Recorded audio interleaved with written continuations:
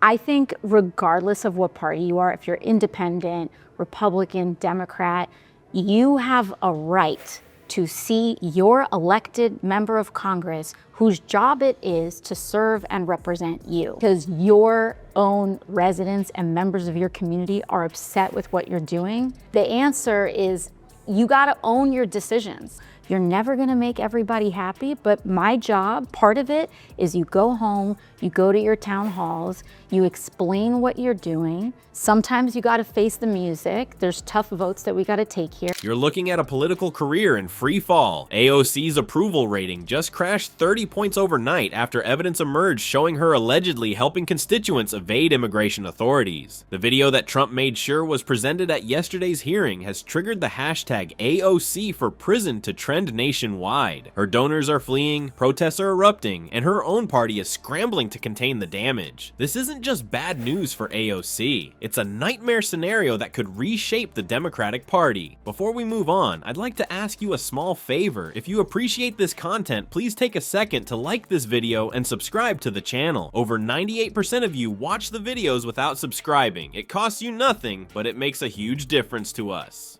So, did you click the subscribe button?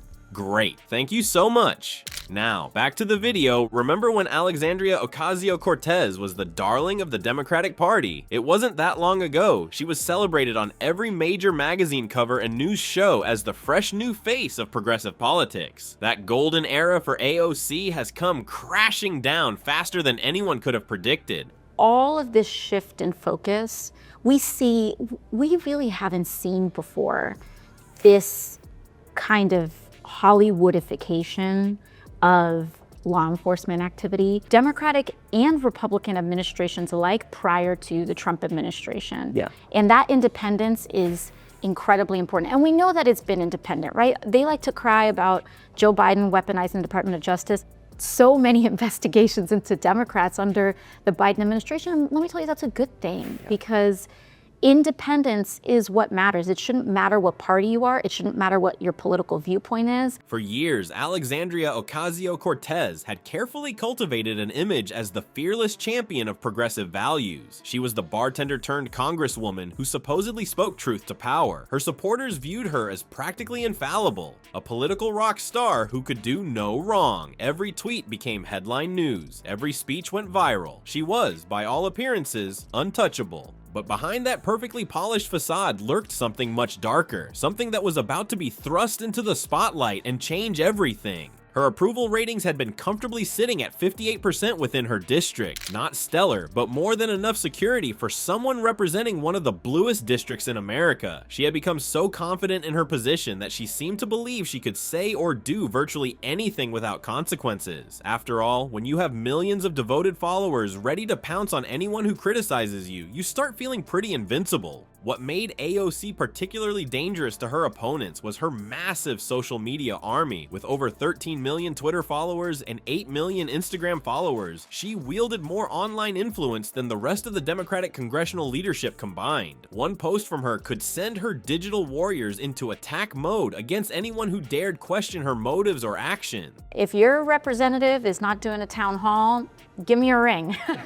I mean, I don't know if an R+25 district would have me, but I'm always willing to be proven wrong, you know, and understand each other better. But I definitely think it creates a vacuum. And even if it's not a Democratic member, people can host community town halls. You don't need a member of Congress to host a town hall. And I mean, I'll say it right here, right now. If a deep red Republican district wants to have an honest conversation, even if it's with someone they disagree with, I'm willing to do that. The mainstream media only reinforced this sense of invulnerability. Network after network featured glowing profiles portraying her as the future of the Democratic Party. Late night shows treated her appearances like visiting royalty. Tough questions about her more extreme positions, those were conveniently sidestepped or dismissed as right-wing talking points. What AOC didn't realize was that while she was basking in the spotlight, Trump was quietly working in the shadows. He wasn't just firing off angry tweets about her, he was methodically gathering information, building a case, waiting for precisely the right moment to strike. And that moment arrived with devastating precision. Trump had been tracking AOC's behind-the-scenes activities for months, particularly her interactions with immigration activists and undocumented residents in her district. He knew something that even her closest allies weren't fully aware of. She had crossed a dangerous line from advocacy into potential law-breaking. The bombshell was timed perfectly, just when AOC thought she was at the height of her influence, delivering another blistering critique of Republican immigration policies during a high-profile congressional hearing. The trap was sprung. Republican committee members, clearly prepped and ready, introduced video evidence that had Trump's fingerprints all over it. The footage was undeniable and damning. There was AOC captured on camera at what she thought was a private community meeting, explicitly instructing constituents on techniques to evade immigration and customs enforcement. Not just general advice about knowing your rights, which would have been legally defensible, but specific detailed instructions on how to hide from federal agents and avoid deportation proceedings altogether. If they come knocking, this is exactly what you need to do, AOC could be heard saying in the footage, before outlining a step-by-step playbook for evading federal law enforcement. The room fell silent as the video played. Democrats on the committee looked physically ill. Republicans could barely contain their shock. This was far worse than even they had expected. In just 3 minutes and 27 seconds of unedited video, AOC's carefully constructed image as a fierce but law-abiding advocate transformed into something much more problematic, a sitting congresswoman potentially aiding and abetting criminal activity. Legal experts immediately began debating whether her actions constituted a federal crime. Conservative media outlets ran the clip on repeat. Even traditionally liberal publications couldn't ignore the story. Within hours, #AOC obstruction of justice was trending nationwide. But the most telling reaction came from her own party. The silence was deafening. No rush of Democratic colleagues to her defense. No strongly worded statements of support from party leadership. For perhaps the first time since her meteoric rise, Alexandria Ocasio-Cortez stood completely alone. That deafening silence was music to Trump's ears, and he was just getting started. What if I told you Trump had been laying this trap for AOC not just for days or weeks, but for months? While she thought she was winning the public battle against him, he was quietly assembling the perfect political weapon to destroy her career. For years, AOC had positioned herself as Trump's ultimate nemesis, publicly painting him as incompetent, dangerous, and even criminal. Her fiery speeches condemning his policies earned her endless applause from her progressive base. But what she never saw coming was that Trump wasn't planning the typical Twitter rant or name-calling session in response. Oh no, he had something far more devastating in mind. In the 24 hours following that explosive hearing, Trump revealed himself as a political chess master rather than the impulsive fighter many had come to expect. Instead of celebrating with his usual victory lap, he executed what political analysts are now calling the most surgical political takedown in recent memory. Behind the scenes, Trump's team had been meticulously building a case against AOC. They weren't just collecting random clips or quotes. They were creating a comprehensive dossier of her most inflammatory statements and actions. Every radical position, every questionable claim, carefully documented and saved for the perfect moment when they would inflict maximum damage. This wasn't random, explained one Republican insider who asked to remain anonymous. The president knew exactly what he was doing. He waited until she felt untouchable, until her guard was down. That's when he struck. The most brilliant part of Trump's strategy wasn't even the damning video evidence itself. It was how he ensured it would see the light of day. Sources close to the committee revealed that Trump personally called key Republican committee members before the hearing, coaching them on exactly which questions would lead to the revelation of the video. He didn't leave anything to chance. The Republicans on that committee didn't stumble onto that video by accident, said one political strategist. Every question was calculated to build toward that moment. It was political theater directed by Trump himself from behind the curtain. When Trump finally spoke after the hearing, his words weren't the typical bombastic Trump rhetoric we've grown accustomed to. They were precise, measured, and devastatingly effective. He didn't just criticize AOC, he effectively signed her political death warrant with a single statement. AOC has committed political suicide by actively helping people break federal law, Trump declared, his words landing like a bomb in the political landscape. But he didn't stop there. He immediately called for a full Department of Justice investigation, transforming what could have been dismissed as partisan theatrics into a serious legal matter with potential criminal implications. The impact of Trump's statement sent shockwaves through the Democratic establishment. Within hours, what had started as a congressional hearing spiraled into a full-blown legal disaster completely out of AOC's control. Seasoned political operatives were stunned by the precision of Trump's attack. "I've been in Washington for 30 years, said one veteran political consultant, and I've never seen anything like this. He didn't just damage her, he completely isolated her from any potential allies who might have defended her." That isolation proved to be the masterstroke of Trump's revenge. As his carefully crafted words spread across the country through news outlets and social media, Democrats found themselves trapped in an impossible position: stand by AOC and risk associating themselves with potential lawbreaking, or abandon her and essentially admit Trump was right all along. One by one, prominent Democrats who had previously praised AOC began issuing carefully worded statements about the importance of upholding our nation's laws, and without explicitly mentioning her name. The message was clear: she was on her own. What made Trump's revenge particularly devastating wasn't just its immediate impact, but its long-term implications. This wasn't just about embarrassing AOC for a news cycle or two. The announcement of an official investigation meant this wasn't going away anytime soon. Trump had ensured that this scandal would follow her for months, possibly years. The political fallout from Trump's bomb drop isn't just damaging AOC, it's sending tremors throughout the entire Democratic Party. What began as one Congresswoman's scandal has morphed into an existential crisis that threatens to tear apart the party from within. The Democrats who once rallied behind AOC are now scrambling not to save her, but to save themselves from being dragged down with her.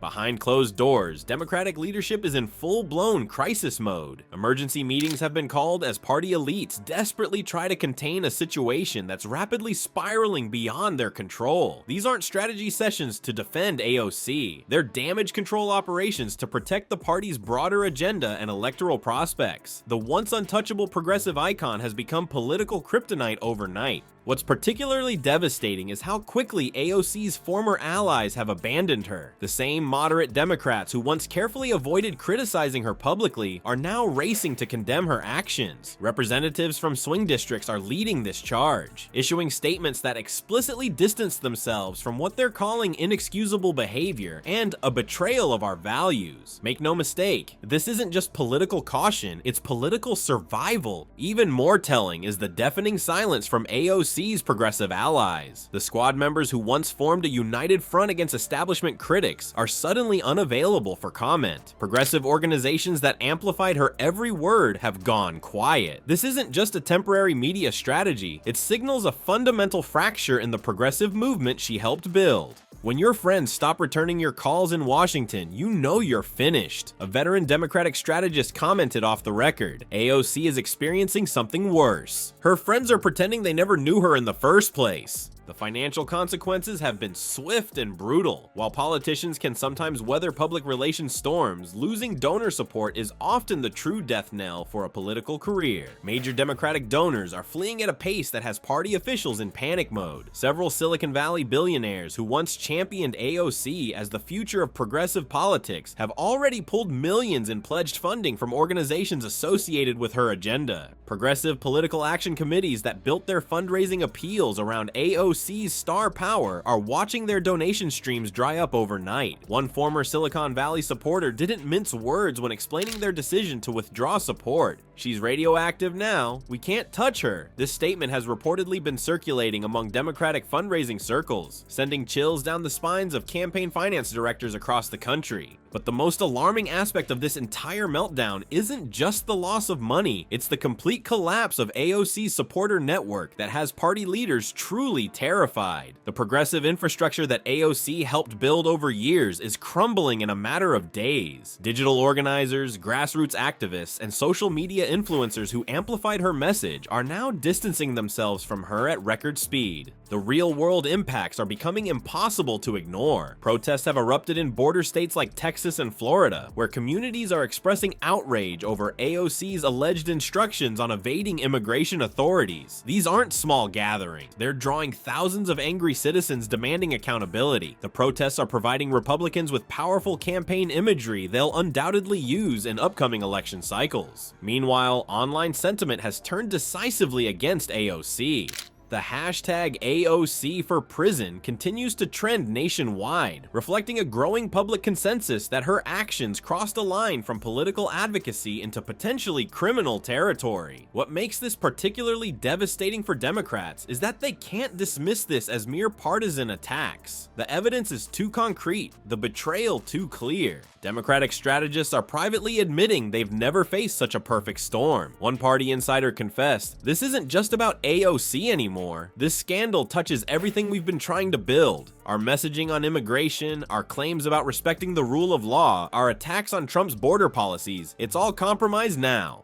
The timing couldn't be worse for Democrats. With crucial elections on the horizon, they're now forced to spend precious resources and political capital containing a crisis of their own making. Rather than attacking Republican positions, they're busy trying to prevent further defections from their own ranks. As the dust settles on this unprecedented scandal, what we're seeing now isn't just a political setback for AOC, it's potentially career-ending. Legal experts have raised alarming concerns that her actions could trigger criminal charges, particularly related to aiding and abetting illegal immigration. This isn't just political theater anymore. We're talking about potential legal consequences that could transform a once-rising star into a cautionary tale. The Democratic Party is experiencing a full-blown identity crisis as this scandal continues to metastasize. What began as one congresswoman's problem has morphed into a party-wide catastrophe, with ramifications that could reshape upcoming elections and policy priorities for years to come. So what do you think? Can AOC possibly weather this storm, or has Trump finally delivered the fatal blow to her political career? Drop your thoughts in the comments below, and don't forget to subscribe for more breaking political coverage.